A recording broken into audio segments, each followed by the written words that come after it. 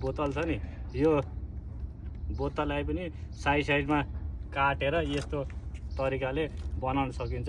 फुलको जस्तै आकार, जो टेबल भयो, घरमा भयो, कुनै ठाउँमा टक्क राखेर सजाउनको लागि एकदम दामी हुन्छ। यो हेर्नु होला, मैले बनाएको छु। यो बोतल भयो, पानी खाने बोतल।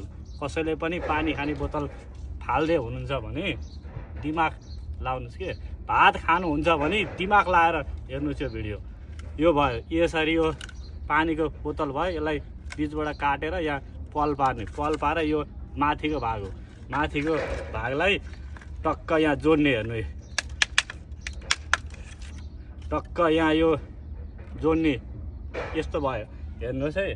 अनि यो माथि केही चिज आफूलाई मनपर्ने कुनै केही चिज ल्याएर टक्क यहाँ माथि राख्नुहोस्।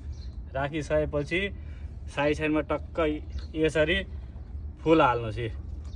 यो फुल भयो, टक्क यो फुल भयो, साइडमा फुल हाल्नुहोस्।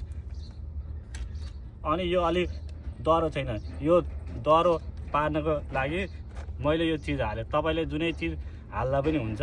टक्क यसरी हाल्नुहोस् मुनि हालिसकेपछि अब हेर्नुहोस्, भन्नुहोस् कस्तो भयो यो फुलको डिजाइन। दामी भयो नि त, मोबाइल भएछ त। हो यस्तो चिज बनाउनु पर्यो कि। यो पानी खाने बोतल पानी पियो मान्छेहरू उसै भुइँतिर फालिदिन्छन्। अलिकति मात्रै दिमाग लगायो भने सबै चिज राम्रै तरिकाले बन्छ के। मात्र दिमाग, यो पानी खाएर फाल्ने मात्र होइन कि, यसलाई प्रयोगमा ल्याउन पनि सकिन्छ यो तरिकाले। हेर्नुहोस्, टक्क टेबलमा राख्यो भने